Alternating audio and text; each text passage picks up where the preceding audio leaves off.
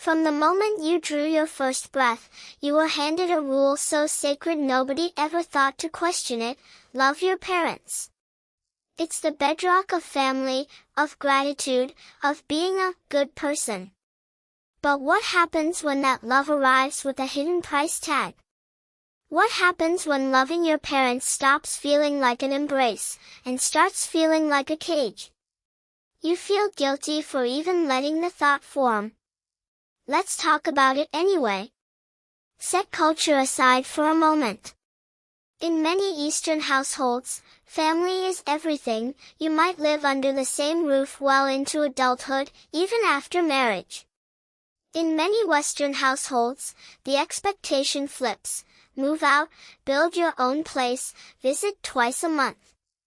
But in our blurred, hyper-connected world, those old lines are dissolving.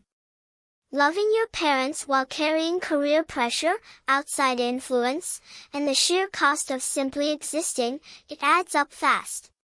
And for the sake of your own mind, something eventually has to give. Something has to shift. This is for the ones who love their parents so deeply it costs them their own happiness. It's also for those who feel genuinely fulfilled loving the people who raised them. If you had toxic parents and made the painful choice to go no contact, this one might not be for you. But maybe it's for the partner you're trying to understand. Here's the truth first: this is rarely about hating your parents. Often, it's the exact opposite: you love them so much that you quietly sacrifice yourself for them. This isn't about blame. It's about cost. Unhealthy love is love where the price to your mental health, your identity, your joy climbs too high. A transaction where you keep giving, and the account never refills. So how do you know the line's been crossed? Watch for these 4 signs. 1. You became the parent. This is parentification.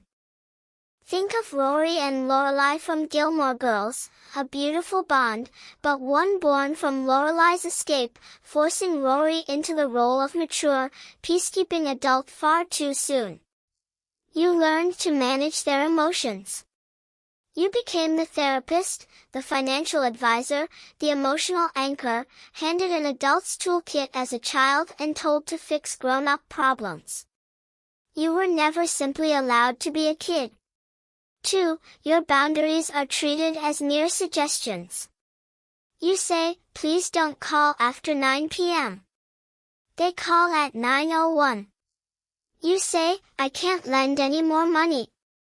The guilt trip lands, and you fold anyway. Like Georgia from Ginny and Georgia, a whirlwind of love that steamrolls right through personal space. Every attempt to draw a line makes you feel like the selfish one. So the fence stays broken, again and again, teaching you your needs don't count. 3. Your identity becomes their reflection. Your career, your partner, your hobbies, all quietly filter through their approval. You live braced for their disappointment, unsure who you even are without their validation. It's the entire ache underneath Lizzie McGuire. Her animated alter ego is the real her, screaming to break free, while the real world only sees what her parents expect. Your life stops being yours. It becomes a mirror they've held up since the day you were born. 4. Guilt becomes your first language. Guilty for succeeding. Guilty for happiness. Guilty for a boundary. Guilty for simply existing. Like the magnetic, devastating father in the glass castle, love that arrives with a receipt attached, redeemable for your obedience whenever they choose. You've absorbed the message deep in your bones: your life is a debt you can never fully repay. So what now? You can't just stop loving your parents. But you can change how you love them. This was never about confrontation. It's about reclamation. First, grieve. Grieve the childhood you didn't get. Grieve the parent you wish you'd had. Grieve the parent you wish you'd had. The sadness and anger here aren't betrayal, they're the first real step toward healing a wound that's been quietly open for years. Second, resign from the job you never applied for. Your job was never to be their emotional caretaker.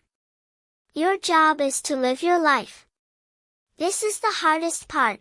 It will feel selfish, it will feel wrong, but you have to give yourself permission to put your own well-being first.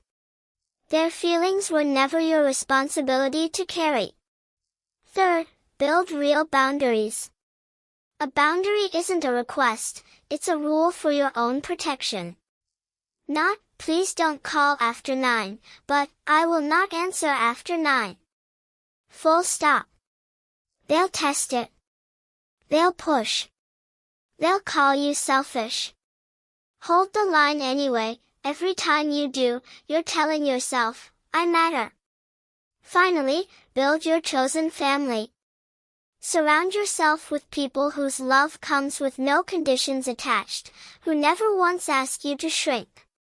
They'll remind you who you are on the days your parents make you forget, reflecting back the self you've spent years hiding. Loving your parents doesn't require losing yourself. Healthy love was never about sacrifice, it's about balance. Honoring them without dishonoring you. The journey from enmeshed child to autonomous adult is one of the bravest you will ever walk. It will be painful. It will be messy. But on the other side waits a life that's finally, truly your own.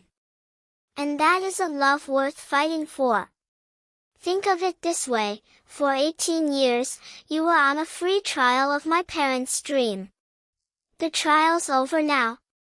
Time to either uninstall it, or upgrade to the version where you finally choose the features.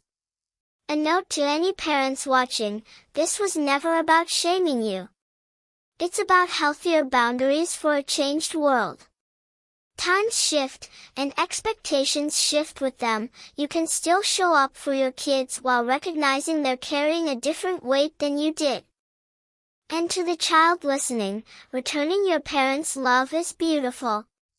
Just remember, care for your own wellness too, one step at a time.